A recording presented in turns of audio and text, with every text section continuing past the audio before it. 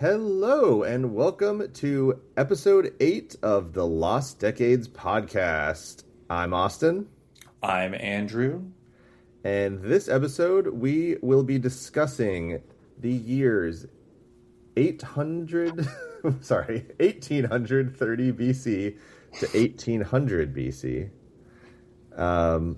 So 30 years, 3 decades, and this is an episode of endings, It is of goodbyes, title screens. because we are going to see the end of not only the 12th dynasty of Egypt, but also just the whole Middle Kingdom, which didn't really last all that long. And then we are going to see the end of our good buddies, Isin Larsa, the Isin Larsa period. I know you guys have been obsessed with them, so that's why Yeah. we focus so hard on them. With Gungunum and Ishbiera, all our friends. We're waving goodbye because there might be a little baby boy named Hammurabi is about to be born by the end of this episode. I don't know exactly what year he was born, but it's coming up. I know when he became king. Tell me. When did he become king? It's like 1792 or something? Yeah, 1792. Mainly because, spoiler alert, with a lot of these guys, it's really funny to go through Issa and Larson and be like, wow, 1792. They all have something going on. And I'm like, oh, Yeah, they're really busy. that's what's going on. Yeah, so do we want to just start? Actually, wait, before we get to Egypt for Amenhotep, just sharing my screen there for you video watchers. I've read something interesting. So this is a little bit later on in the episode. We're going to talk about this guy Rimsin, who is a Larsa king who conquers Isin. Spoilers, that'll happen. But when he conquered the city of Dunham, there was I think what essentially their theory is that people wrote a story to celebrate it. It's almost like writing a song to like celebrate something. They're like writing this myth to celebrate conquering this city and like the founding of the city, which is I guess they're founding it even though they're conquering it. They're like reestablishing it as a new kind of thing. But anyway, this myth is called the Dynasty of Dunham, and it's a myth where it's about it's like generations of gods. It's like the Silmarillion. Oh God, I can't say that. Silmarillion. The Lord of the Rings book. I was about to say Lord of the Rings. Is that where this is going? I just cannot say that. But just the concept of like an entire book or a myth that's just a list of kind of like these are all the gods and this god is the dad of this god. And so in this story, it's they keep killing their parents and like sleeping with their mothers and sisters, classic god stuff. As one does. And they eventually they get to the last generation who has more acceptable behavior. And I guess it ends with Enlil and his 2 twin sons, Nusku and Ninurta, who share rule amicably, which actually kind of relates with how they sort of do the co-ruling thing, but that's more in Egypt. But yeah, there's only one copy of the myth that was excavated from the site of the ancient city of Sippar by Hormuzd Rassam in the 19th century. So it also inspired the Theogony, which is written by Hesiod, but it's like a famous Greek myth that's just the story literally of like how Cronus or like Zeus overthrows Cronus and that whole thing is essentially just this myth, which might have been literally written right at this time. That's pretty cool. That's probably where the Greeks got it from. I mean, we've found out a lot about Herodotus traveling this region a lot, so... And there's other stories from other regions that are even older than the Greek one that's like kind of in between this one and that. So, yeah, it's kind of like a clear line. And also just last thing about that is in this myth, it's just like weird. Like some of the gods are literally called like plow, and like plow marries earth. So it's very like literal, just like, and it seems to essentially be like a myth about like farming getting started and the circle of life and all that stuff. Last thing is connected with that. I don't know if I mentioned, but the Epic of Gilgamesh was, I mean, they don't really know when it was written, but it's between 2100 and 1200 BC, which is a huge range, but it's sometime within this period, and it's written in Akkadian. Oh, sorry, it was first in Sumerian, then Akkadian later on, but that was a big myth as well. But we're not in Mesopotamia yet. We are starting in Egypt. We had discussed Amenhotep the Third, or his friends like to call him Trey. But tell me about like the end of his reign. What's going on there?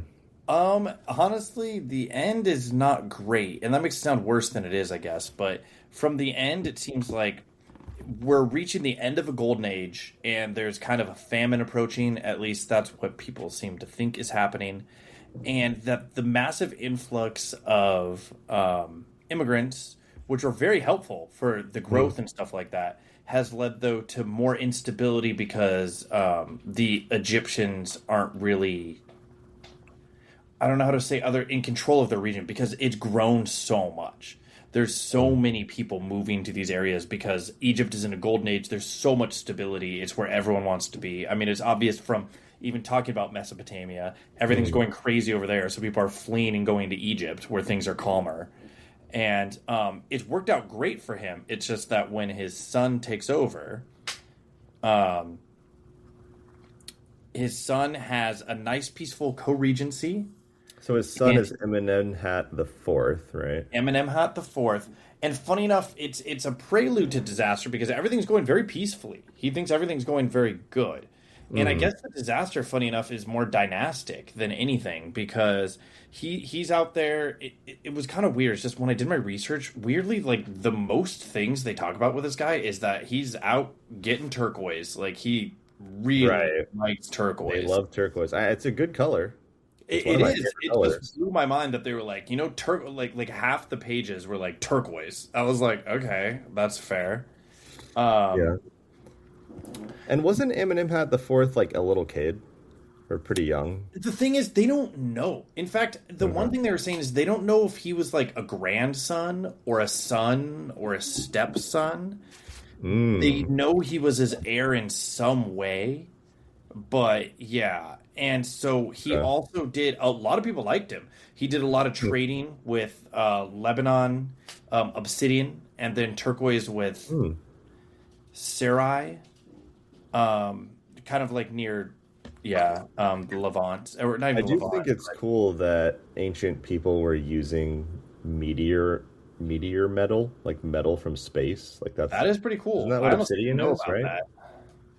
That's what obsidian is, isn't it? No, obsidian is the lava rock. Oh, never mind. It's lava rock. I don't know. I guess just in general, I know they did get metal from meteors that would have like iron in them. Or something. Have heard that. I don't know much I was getting about that mixed. I was thinking about. Sorry, I totally mixed that up. But the thing about obsidian is that you could just find it in ancient times, but it's like extremely sharp. Yeah, and what's funny is even though it was all over the world, well, not all over the world, but several regions had it. We mostly think of it from the Americas because the obsidian arrowheads used by the Native Americans, even though they were used in other places. It's just that, it's basically glass. Like it's not glass, to be fair, but in terms of its properties, similar, like it's brittle, how they sharp. use it, how brittle it is, how they can shape it and stuff is very, very similar to glass, and it's incredibly sharp. But Amenemhat the Fourth had a pretty stable reign. It just was very short. And essentially, he was either very young or, there's no record that he was assassinated or sick or anything, but he did not reign long. I believe it was, I have the reign here. Yeah, he reigned for 8 years. And they said some people think it might even be less than that. That they think that it could have been, this is what's debated, is most people assume around a 2 to 3 year co-regency, but some people think that maybe the full 8 years, because previous ones had long co-regencies, could have been a full 8 year co-regency, and he just passed around the same time of his dad. And the main thing is that his sister, Sobek Nefru. It's funny because we're so used to the Amenemhat and Senusret Yeah, we that got finally a new name. Sobek Nefru is just feels very different. And, and she's not the first female pharaoh, right? But she's She one of the is. first. She is the No, first. she's the. This is where it's more. I don't know if it's semantics or Oh yeah, split. you're right. She's the first female pharaoh of Egypt. What they were saying, though, is during the intermittent period, there were a couple female pharaohs, but they never ruled all of Egypt. It was either upper or lower or a small section. She was the first of all of Egypt. So this is insane because I'm not even really putting this together till now, but it's like in one episode we have the entire fall of like a stable Egyptian kingdom. It's going to go into like an intermediate period. Babylon is rising. Hammurabi. So I was saying, so since he's ruling in 1792, that means he's alive right now. By 1800, Hammurabi is alive. Yes. He's at least born at some point. And we have the first Egyptian woman pharaoh. Yeah, and they said that the interesting thing about it is even the ones during the intermittent period typically would fashion themselves more as men. Like, even though they're women, they would kind of be like, "Oh, They're I'm like hide it a little man." bit. And all I mean is, in this case, they actually said they changed the titles to instead of son of Ra, she was the daughter of Ra or female Horus. They said she didn't hide that she was a woman.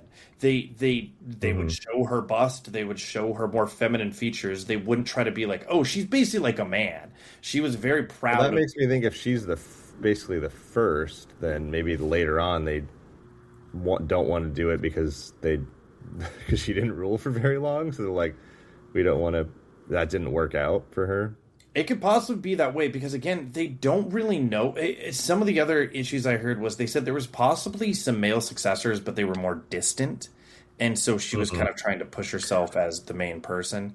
And again, she only ruled for 4 years, and it's not really on her either. I mean, she passed. I don't know if, again, from my research, I can't tell what was going on, but her and her brother died seemingly pretty young and with no heirs. Her one of her biggest accomplishments was actually finishing that labyrinth of Amenemhat III, the one that we talked about. Herodotus kind of exaggerated, but she finished that. And what they talk about is she did have control of all of Egypt, and Nubia was very fond of her. She controlled the forts.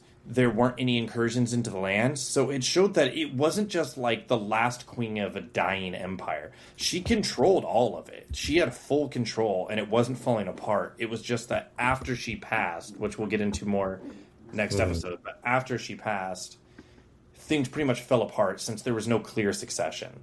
No one really knew who was coming next. Yeah, and we don't know a lot of this stuff because, history. Well, her and her brother's tombs have not been found. Neither of their pyramids. Wow. Yeah, and whoever, because no one really takes over because it's going to enter more of a mixed up period. But so they either chose not to write it down, or there was just too much going on to really. Well, there's an Asiatic dynasty coming, but they don't rule all of Egypt. That's why it's an intermittent period. We have multiple. That's basically the Canaanites, right? Like the. That's what's funny is, and that's part of my own problem with my notes. Everyone just referred to them as Asiatic, so I was like. But is that like the Hyksos, or is that something else? I'll be fully honest. I didn't research much of the next dynasty because I figured next. Yeah, we'll get to it. We'll get to it next time. For perspective, everyone, she dies in. She dies in 1802. So we're right at kind of the cutoff. I feel like in the next episode, the 2 new dynasties, potentially 3, that all pop up at the same time. Yep. All right, so that's Egypt. We had a nice time. Egypt had a nice time conquering a lot of land during the Middle Kingdom. But time for some other stuff to go on there. So we're going to hop on over to the land between the rivers. And we're going to start as always, with Isin, perhaps for the last time. I mean, I guess we will talk It about actually Isin. is for the last time. Well, I'm just thinking maybe next episode we'll talk about the city of Isin, like Oh, that's fair. That's fair. How about this? vaguely. This is the But last time for the dynasty of Isin. right, right, right. So I would say, in summary, Isin is definitely declining, and it had been the first big one after Ur-3 fell, Which is kind and of like the Neo-Sumerian Empire is what a lot of people see mhm, that as. This is kind of this time period is characterized by the rise of the Amorites. Like they are everywhere. Babylon's Amorites, Larsa's Amorites, Mari is mhm, Amorites. yeah. So first off in Isin, we've got Ur-Dakuga. Let me switch Kuga. this picture. I found that one of the inscriptions described him as the shepherd who brings everything for Nippur, and the supreme Ooh. farmer for the gods An and Enlil. And I was like, wow, Honestly, I feel more relaxed hearing that. Like, I'm like, yeah, he knows what he's doing. I trust him. Even though the entire Trust this empire man. is completely collapsing, I feel like I trust him. I just feel like for some reason I trust him. I don't know why. His full 4-year reign. Yeah. So basically, though, during his time, his authority was restricted to only Isin and some just kind of neighboring areas, and a little bit of Nippur, like we talked about, Nippur being passed back and Hmm. forth. Can't forget it. Um, That's basically all I saw too. and He, even he I, really I had did a barely ton any of power. research. He Usually, I basically have a just lot had of stuff Isin. about him, but it just was that at this point, the last thing I have was Isin lost most of its major trade routes, and southern territories of Larsa were rerouting water canals to bypass Isin's lands. So they're running out of water. And also, the big thing about the time is these water canals were also used for trade for the ships moving up and down. So by rerouting it too, they're cutting them off from trade, not just water. So Right. they're Point. struggling, and he only ruled for 4 years. And then after him, we've got Swin Magir. Swin Magir. That is, I'm 100% confident that is how it's pronounced. I mean, Swin a couple of Magir. my friends named their kids after him. Um, but yeah, he. Wow, I'm realizing too how much because going through all these guys, I was like, I usually can pull a lot of stuff, but these last few kings of Isin do not have a lot going on for them. They're nobodies. Yeah. Um, he controlled Nippur, but then lost it to Wardad Sin, I believe, permanently. Yeah. And The Larsa guy. I did think it was funny that he had some sort of dedication to the goddess Actuputium. I had Hmm. probably butchered that. But what I thought No. was funny was they said the reason he did that was because it was a favor for his beloved travel escort, a priestess who also bore his first son. I mean, everyone goes to church for their favorite escort, but Well, yeah. yeah, that's what's funny is in Mesopotamia, I feel like there wasn't really like this separation between priestess and like sex. Like I feel Mhm. like being a priestess was kind of sexy. I don't know if that's like a Oh no, weird true. American It was version even of it, part of it. but We like talked about with one of the previous rulers that like the king had to have sex with the priestess in front of everyone to like celebrate some sort of thing, like right. recreate God creating humans or something like that. I can't remember the exact details, but And there seems to be a really strong connection between like women and the religion. Like you don't really hear there are priests though, but they feel more like bureaucrats. And then the Mhm. priestesses are kind of like oracles, it Yeah, feels and the like. priestesses are more seem to be in charge because it seems like when someone Right. takes over, they put their daughter or their sister as the head priestess. Yeah. I mean, that's such a fascinating, like almost subtopic that we could have like whole episodes about is just like how religion is involved with all this stuff and like just how we talk about the rulers, but whoever's the head priest of the temple also must have had like so much power. I mean, it's where the kings came from. They said original Yeah. Sumer. There were just the priests and the bureaucrats and the main people. And the priest, the head priest, would kind of start operating more or less as a king. He was in charge of the religion. He was in charge of who brings what, and he got to live at the temple. And that Hmm. kind of transitioned into more of a king role as they were trying to separate between bureaucratic and spiritual, trying to keep them separate. kind of led to more of the kings. A lot of the original Sumerian kings were priests first. Mm-hmm. I mean, that's all they talk about in their name years is that they donated to a temple, that they fought a battle for this god, they captured a city because the city's in honor of this god. I mean, yeah, that's why I left out. I'll be honest. A lot of these guys built temples and other things, but Yeah, I don't think we need to know about every temple that got built every for every guy. person builds like a million statues for each temple, and I was like, I don't think everyone I think needs that to know about each one. yeah, we've kind of been talking about it, but I did want to say it. It's going to be interesting to see like the format of this podcast will change. Where like right now we're so zoomed in and we're getting so much detail, and then as we go further and further, we'll be like zooming out more and more and more, and it'll just kind of be different. We'll like know about way more of the world, but we won't know about each battle. So enjoy it while it lasts, folks. Yeah. So then after Swin Magir, Old Swanee, we had, this is the easiest to pronounce of all, Oh, of course. Damik Alishu. Damik Elishu. So, how the mighty have fallen, because first, this is the last king of the Isin dynasty of an independent Isin. And also, at this time period, they're more or less a buffer state between Babylon and Larsa. They're kind of just like, oh, we're kind of just keeping Babylon and Larsa apart. And not out of the goodness of their hearts, more just out of location's sake. Right. But surprisingly, for being the last king, especially since we just talked about Egypt and their kings, he ruled for 23 years. Wow. So Good that for is him. surprising. He struggled to survive against Rimsin. Rimsin, of Larsa. He was basically just trying to hold on, which didn't work. But before we get to that, apparently he did regain Nippur for a very short time, they said, and then lost it permanently. He was, one of his important things, he did the Grand Alliance with Uruk and Babylon, funny enough, and Rapiquim to stop Rimsim's expansion, but the coalition was defeated by Larsa. He tried to build a massive wall. Well, he succeeded in building a massive wall around Isin, but it was not successful in keeping out Larsa. There was like a 6-month siege and they lost.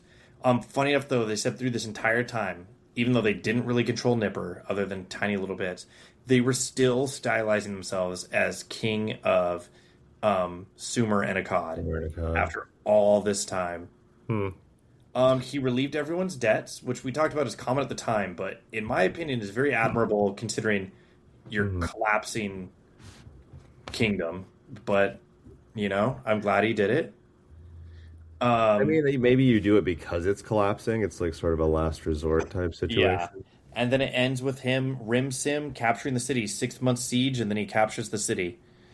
We don't really know what happened to Damik Ilishu, but it's pretty safe to assume he died. He was probably executed, but we don't actually know. There's no record of what happened to him. I was gonna say, I think I had mentioned this before, but like we could have like a main character of each episode, and I feel like this episode, it's either Rimsin or what's his name, Shamshi Adad. I feel like we should just talk about Shamshi Adad next episode, to be fair. Okay. So then that means Rimsin can be this episode's main character. Yeah. Because he has a little bit of time in here, but his main presence and his main effect is more next time. Shamshi Adad's is? Yes. Okay. So yeah, no. So we're not really on Rimsin yet. But, we can start with it. We can start with his brother, but we did kind of go over it because the main thing about them, because now we've moved on to Larsa. Let's move on to Larsa. Yeah. So it's at its peak basically right now. Yeah, and again, both of these guys, Warad Sin and Rimsin, their father is the one who's really kind of in control of this. Now, technically, by the time Rimsin is taking over, his father is basically on their deathbed and dies. What was his father's name again? I need to check my previous notes. His name does come up a lot. He was a big. We did mention him last week. Oh, and here's a picture of Warad Sin. Oh no, sorry, this is Rimsin, but I'm going to show you early. This is a He is Kuder Mabuk. okay. I'm glad I asked. That was really important. Sorry. So tell All me right, it's about just, it's a very common name in this time period. tell me about his son Waridson. Here, But he I'm. was the power behind the throne, the name you just said. Yeah, no, definitely. Um, so going back to sorry, I'm switching back my notes. Um, Warrington, we talked about him last time. They call him the Boy King. Yeah, he was stolen the throne by his father. Um, he built massive walls around Ur and fortified it to protect it because, again, Ur, even though it's not the spiritual center, it's sort of the cultural center because that is where Sumer and Akkad and the Ur-3 dynasty were kind of ruling from. So it was seen sort of as the cultural significance of your ruling Sumer. He also expanded fortifications around Larsa because he saw the threat of a growing Babylon. But again, at this time, we know it's coming for Babylon, but at this time, Larsa is definitely much more powerful. They see Babylon as sort of just a tiny thorn in their side, not really something to worry about that much. But because of this, too, he was able to consolidate a lot of economic growth and administrative growth in Larsa as Isin is becoming a fragment of itself and just not having much power. Wow. This was seen more as a stabilization period for Larsa. And again, kind of like we talked about it, his brother taking over is the more significant one. Waridsin kind of just stabilized the region, took over, got their dynasty kind of in charge, got administrative and economic things in place to allow Rimsin to just kind of do his thing.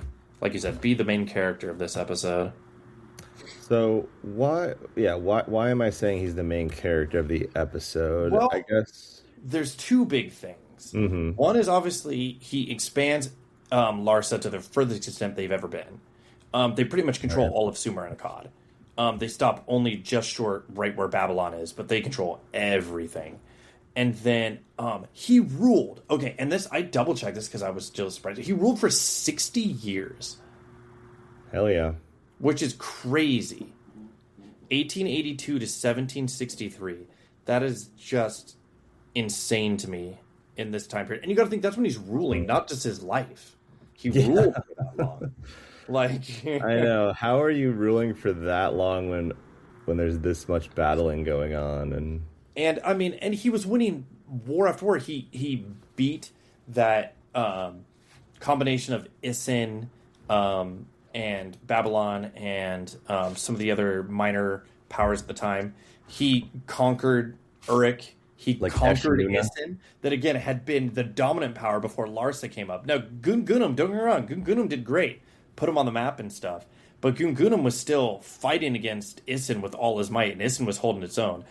By the time of Rim Sin, Isin is straight up gone. They've completely consumed it. they're cooked. He built the Tigris Canal, which is just a massive thing that completely transformed the region near Larsa in terms of for agricultural and trade, and just really helped with that kind of stuff. Expanded the city. The city became so big, they said rival city-states became worried about it, not even just from its cultural presence and its significance, but also just the size of the city. They said they consume so many resources. They need so much trade. Everyone goes to Larsa because it's huge. So why would you go anywhere else? So I don't know. I think it's pretty cool. No, it's fascinating that like we think of like the Tower of Babylon as like such an ancient idea, which it is, but like Babylon would have seen Larsa as their it's not like that much before them, but it definitely influenced them.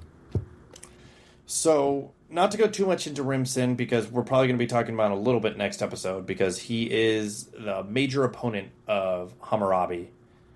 But yeah. Say his name again is who? Rimsin.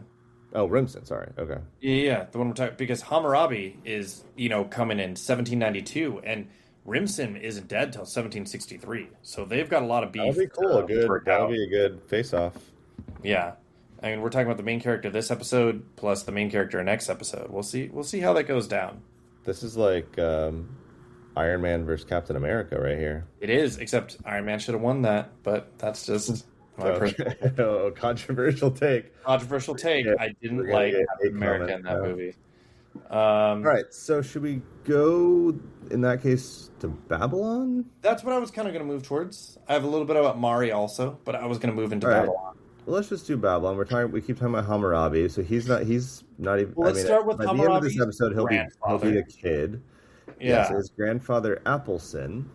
The apple doesn't far fall from the tree. And so Appleson was the one who kind of took Babylon from a minor city-state into a regional power. To be fair, a rising regional power, but still a regional power. He first started constructing the new walls of Babylon, which were like a massive defense, which I'll be honest, at first when I heard that, I was like, wait, the walls of Babylon, that's like a famous thing. So I looked it up. No, those are the ones that are under Nebuchadnezzar way later, like 600 BC.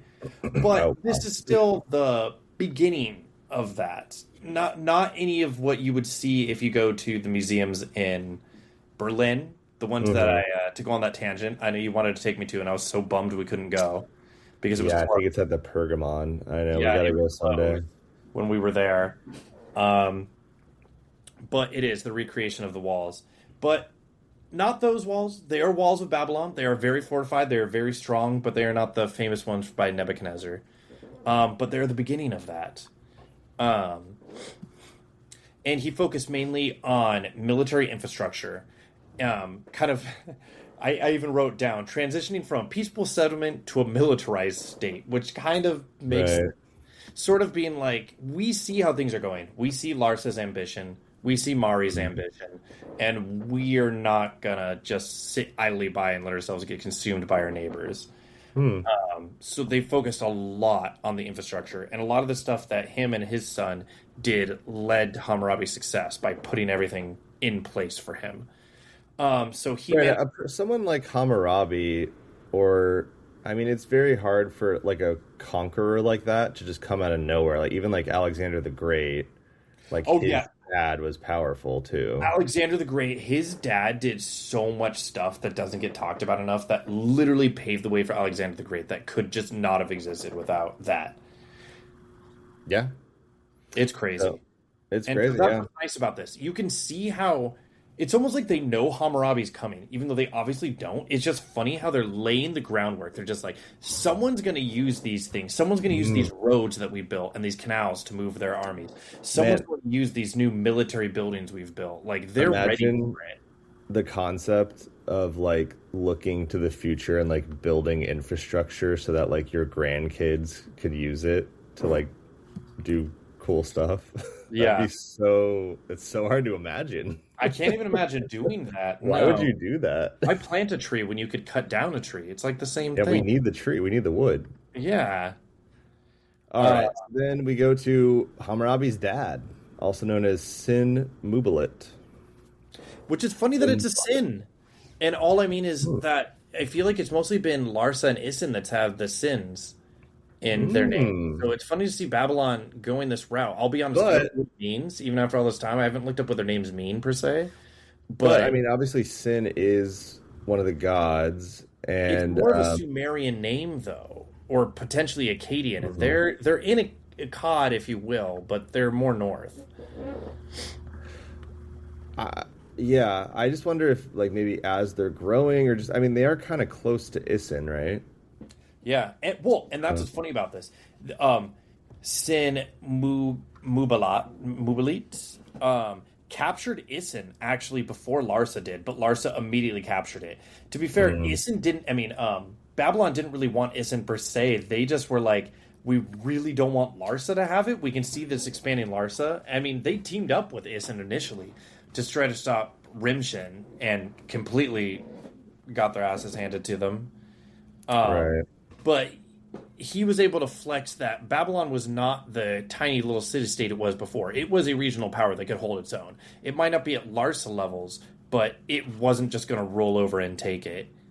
And Um, he's eventually going to actually abdicate, right, from probably They an say they don't illness. know. When I looked at it, is he either abdicated or this is what was funny. It said he abdicated or died in favor of his son. I don't know if that means like ritualistic Like suicide. I killed don't know how you himself? die in Yeah. favor of someone.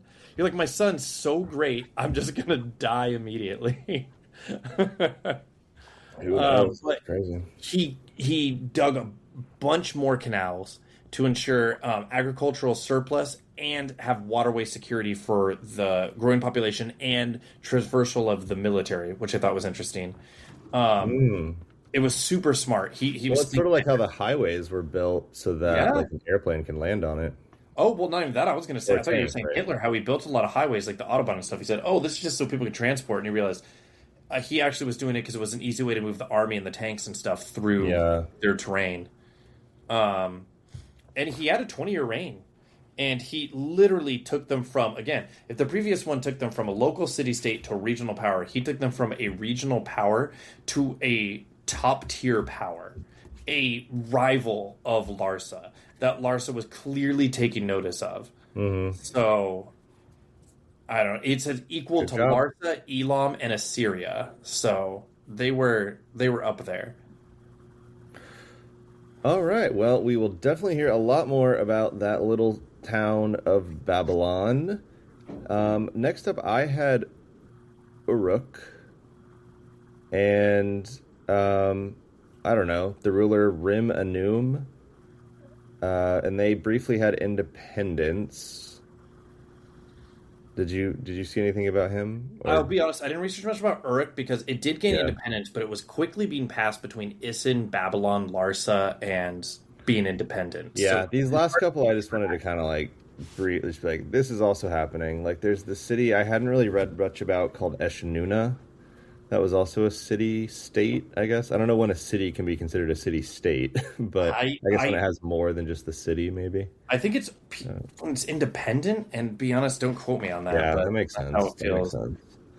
Um, so I don't know. It was a significant power at the time, and it apparently had its own law code. I mean, we already kind of talked about the law codes, but it probably Yeah. had a stronger law code, and it was right in between Babylon and Assyria, so that's one reason it never got too powerful.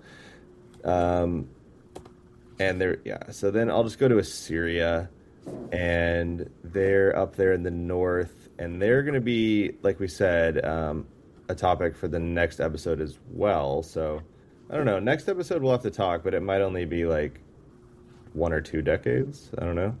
Yeah, we Uh, haven't decided because to be fully honest, Hammurabi's coming. He's a big deal. He ruled he's for coming, 50 years. and we said So we're saving Shamshi Adad too. So yeah, and that's what. And Shamshi Adad yeah, also was a big player, and he ruled for yeah. like 30 years. So it's a lot. We'll figure it out. We got it covered. We'll figure it out. But it's you guys should be excited because it is two very important people. Because I don't want to go into it. Hmm. I said that, but Shamshi Adad is considered the founder of he didn't found Assyria. He didn't start their dynasty, but Hmm. he's seen as the first one to claim that they should rule all under the skies and the clouds, and that Hmm. he kind of set them in motion to be the future empire that they become. He's kind of like the Hammurabi of King Assyria. of the universe. Oh, I wrote it down here. There we go. King of the universe. That's pretty big claim. The only one I can think of who made the same claim was literally Genghis Khan. True. So just saying, before Shamshi-Adad, technically there was Orisham the second, and he had a short reign because Shamshi-Adad seized his power from him.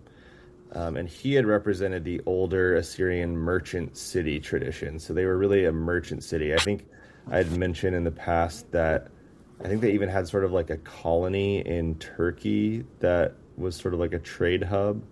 But now Shamshi-Adad is the guy that's going to transform them from, what is it, like plowshares into swords or something?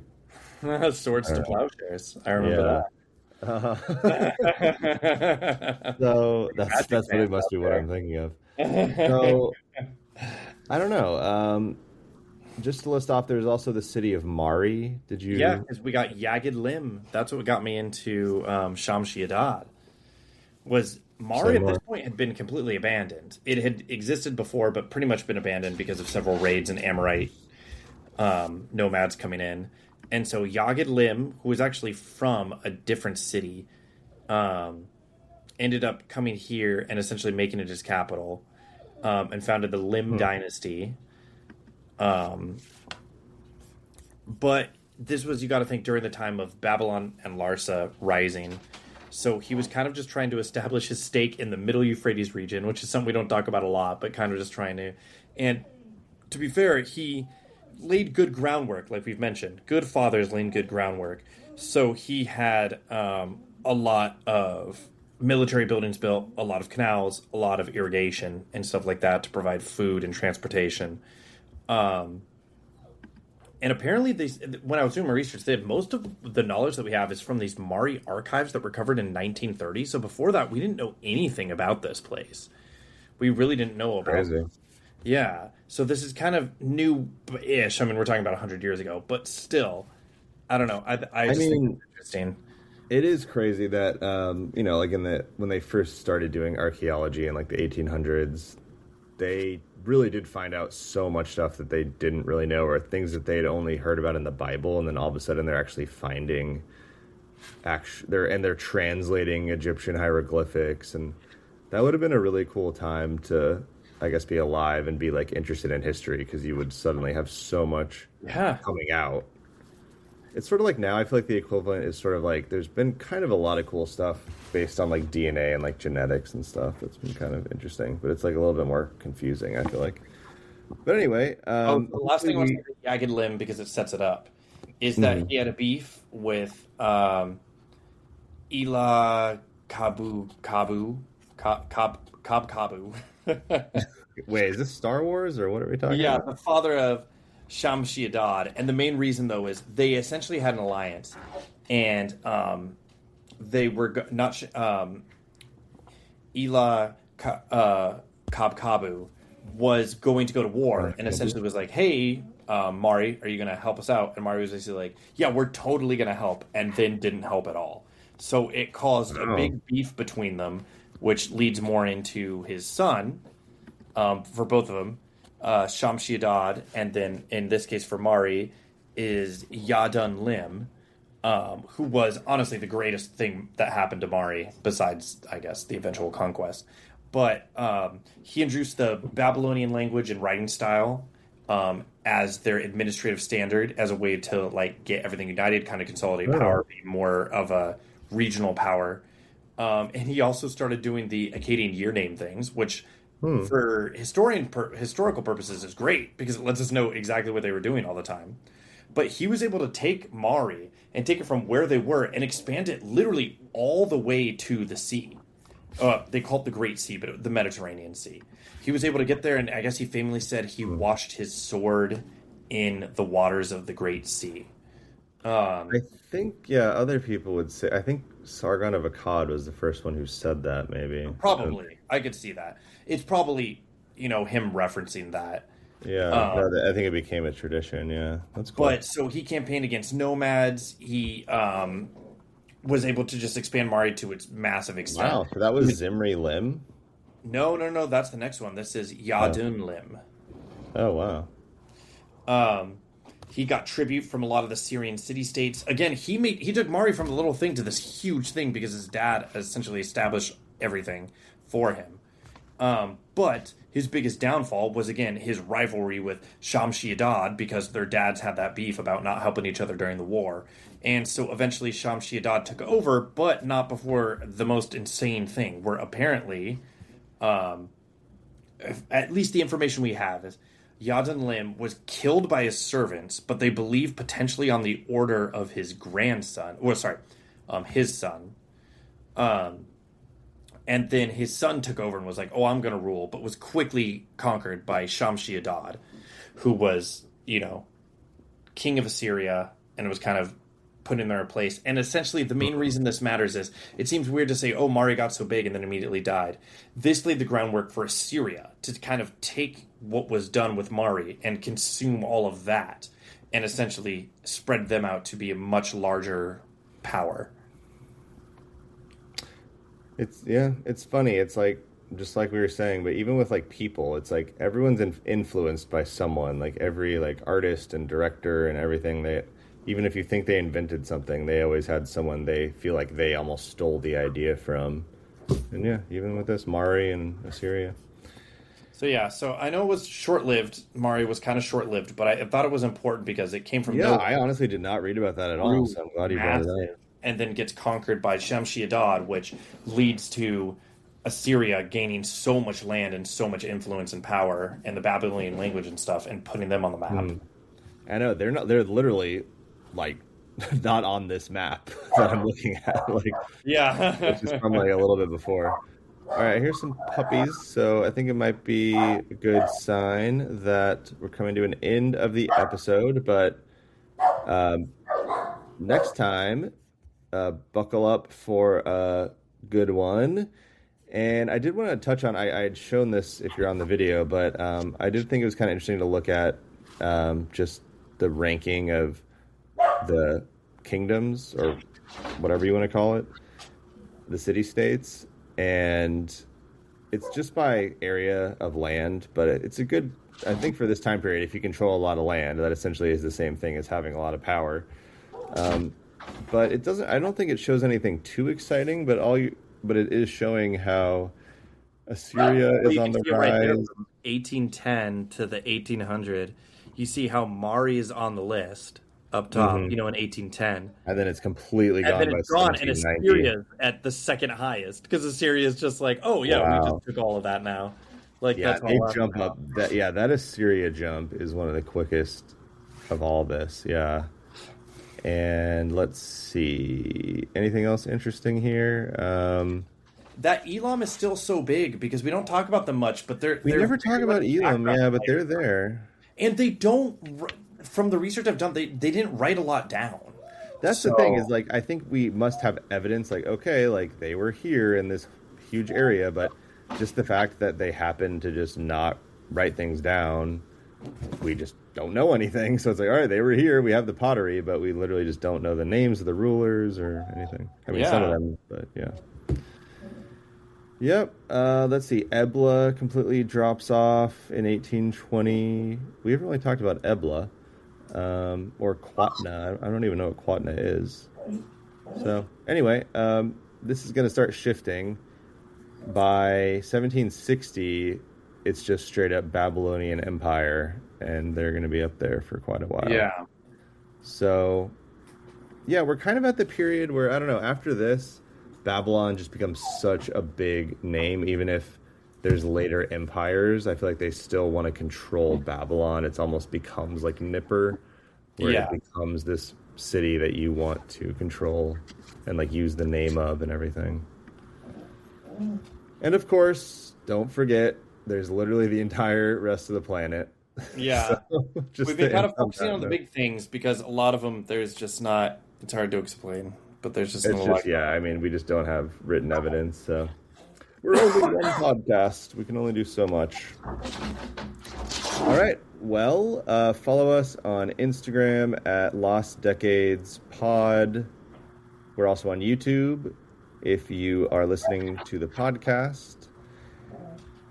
All right. Next episode, we will cover probably 1800 BC to maybe 1780. We'll have to talk. But we'll decide. Something like that. All right. Until then, get lost.